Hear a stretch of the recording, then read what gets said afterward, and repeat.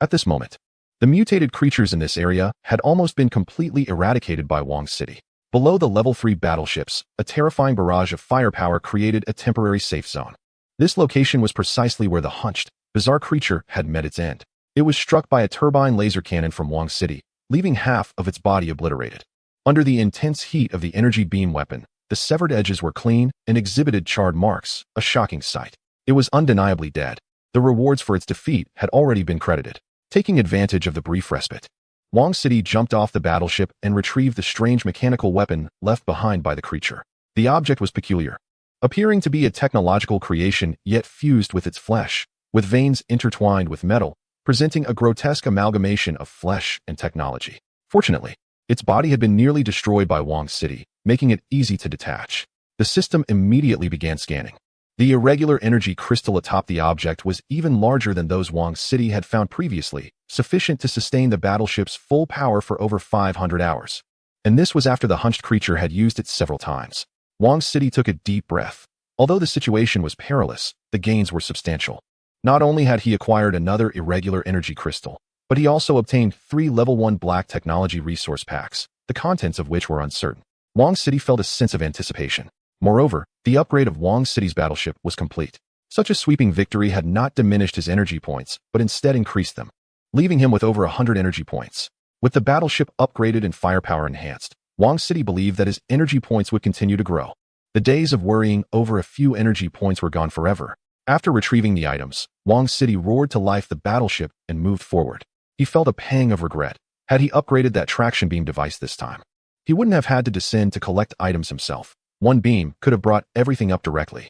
As the battleship advanced, Wong City glanced back at Su Ling and Xu Bing. Xu Bing was severely injured, nearly half her body stained with blood, and her breathing was becoming faint. Su Ling looked anxious and said, "That hit might have damaged her organs. My attempts to stop the bleeding haven't worked. Wong City, do you have any way to help?" Xu Bing's injuries were severe, and she could only pin her hopes on Wang Cheng, who had always shown exceptional capabilities. Wang Cheng glanced at Xu Bing and sighed.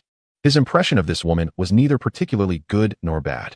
What Wang Cheng understood more clearly was that Xu Bing had helped him not just out of goodwill, but also for her own survival.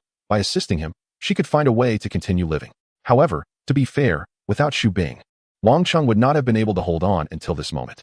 The fierce combat strength and bravery displayed by Xu Bing left Wang Cheng both astonished and somewhat admiring. Regardless of her character, she was undoubtedly a formidable fighter on the battlefield. After a moment of silence, Wang Cheng took a precious nanomechanical capsule from a recess on the side of the battleship and handed it to Su Ling. "Give this to her. It might help. But if this doesn't work, then I have no other options." In the midst of the apocalypse, performing a proper surgery was impossible. This was already the limit. The nanorobots would enter Xu Bing's body and attempt to repair her internally at a microscopic level, but the outcome and whether she would survive depended on her own fate. Su Ling nodded repeatedly, having little time to think. Although she had not known Xu Bing for long, fighting alongside her had forged a strong bond. She took the initiative to help Xu Bing swallow the capsule. At first, nothing seemed to happen after the pill was ingested, but gradually changes began to occur. Xu Bing's trembling body ceased to shake, some minor bleeding points started to clot, her breathing became steadier, and her body temperature subtly began to rise. However, she remained unconscious with her eyes tightly shut. Clearly, she had turned back from the brink of death. Su Ling was astonished. She had not had the chance to closely examine what Wang Cheng had given her, and now she realized that the small capsule seemed to possess incredible power, pulling Xu Bing back from the edge of death. But what kind of medicine could be so miraculous? Her gaze inadvertently fell on Wang Cheng's figure ahead. This young man, who was about the same age as her, appeared increasingly mysterious in her eyes. His formidable personal strength, the enigmatic war machine, and this miraculous medicine. Who exactly was he? What secrets did he hold? Meanwhile, Wang Cheng was unaware of her thoughts as he piloted the battleship forward, using aerial strength to clear a path and assist Li Xingqing, Su Xinghai, and others in completely breaking free from the horde of monsters on the ground. Those strange creatures seemed to possess some means of controlling and gathering ordinary mutated beings. Now that the bizarre creatures here were all eliminated, the mutated beings were scattered and the threat had significantly decreased. With air superiority, Wang Cheng quickly carved out a route. He noticed that Zhang Chao was injured, but it was not the time for reminiscing. He couldn't leave the battleship, so he had to keep clearing the way until they reached a safe location.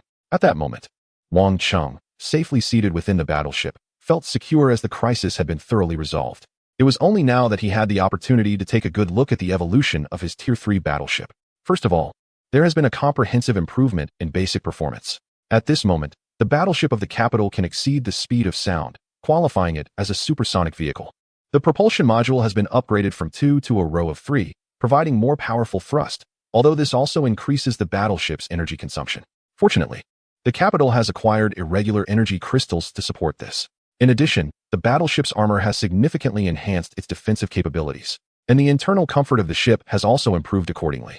Secondly, the operation interface has become more streamlined, now fully touchscreen, making various functions clear at a glance.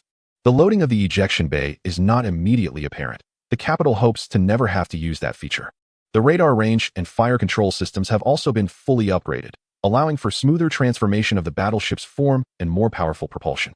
The intelligent assistance system seems to have undergone some upgrades as well. These enhancements are somewhat subtle, but as an experienced pilot, the capital can feel the difference immediately. After this upgrade, piloting the ship feels increasingly intuitive and effortless. Lastly, apart from the low-power turbine laser cannon as the main weapon, the original single-launch missile module has been upgraded to a dual-base system, allowing for the simultaneous loading and launching of 2 missiles. While this may not sound significant, it is crucial during intense combat, as the time taken to print a missile could mean missing a critical opportunity. At this moment, the capital's battleship is equipped with various weapon systems, resembling a rudimentary airborne warfare fortress. However, the ship's onboard rifles and dual rocket launchers are all in an empty state, with no ammunition, which is quite frustrating. Overall, the Tier 3 battleship is an optimization over the Tier 2, and while the upgrades may not seem overly dramatic, they represent a comprehensive enhancement, bringing it closer to the posture of interstellar warships. To upgrade to a Tier 4 battleship requires a total of 2,000 energy points. This upgrade may not be immediately apparent, but the capital has a feeling that the next upgrade to a Tier 4 battleship with 2,000 energy points will bring about earth-shattering improvements and changes, potentially allowing the battleship to evolve into a prototype for space combat platforms. Chapter 98. This capital is certainly not simple. As the capital and others withdrew a certain distance, they finally felt safe. They were now in the suburbs of a coastal city, surrounded by low, dilapidated houses, all burned and ruined.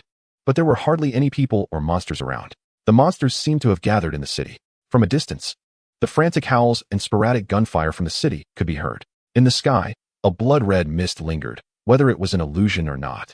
The clouds that had remained still for a long time seemed to change in this moment. The triangular clouds at the horizon appeared to shift their relative positions. Though in the midst of the blood-red haze, it was not clear, and the capital found it hard to make a judgment. Upon arriving here, the battleship mode of the Royal City was no longer activated. The thrusters were turned off, and it landed smoothly. The anti-gravity engines were also offline. Amidst the dazzling transformation, the battleship quickly retracted into a large off-road vehicle form, sleek and dark, exuding a cold and formidable modern strength. The Royal City jumped out of the vehicle and was the first to check Zhang Chao's injuries. His leg had been treated and was not very serious, but the accompanying military personnel with medical knowledge whispered, this injury was manageable before the apocalypse, but now it's the limit. Without further treatment, he might end up permanently disabled. Fortunately, if he weren't an awakener with a better physique than the average survivor, he might never use that leg again. Hearing this, Su Xinghai's face turned pale, and his body swayed slightly. However, Zhang Chao, the person involved, smiled nonchalantly and said, it's fine, just a limp. It's good to be alive, what does it matter? We should all be happy that the 3 of us from 703 survived. The Royal City then took out a nanomechanical capsule from his pocket and directly gave it to Zhang Chao. Although this item was precious, it was nothing compared to Zhang Chao's leg. Medicine is meant for people to treat illnesses, right? Before the outbreak, the Royal City was just a university student and had often lamented the high cost of medication. Some medicines might not cost much per box, but when taken over a few days, it adds up to a significant amount.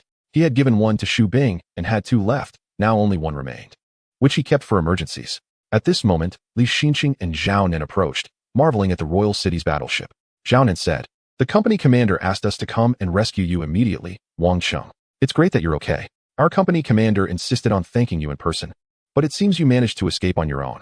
Wang Cheng shook his head and replied seriously, that's not the case. Without your appearance, I might not have reached this point. But what about Company Commander Zhang? Company Commander Zhang was injured and has been taken away by our other brothers. They have a mission to ensure the expert's safety, so they left first, Zhao Nen answered. Li Xinqing then remarked with some regret, it's a pity that those 2 strange creatures are dead. Their life forms were bizarre, and they seemed to possess intelligence. They set up numerous traps for us and could even guide ordinary mutated beings. Their abilities were truly terrifying. Upon hearing this, Wang Cheng's heart stirred. He returned to the vehicle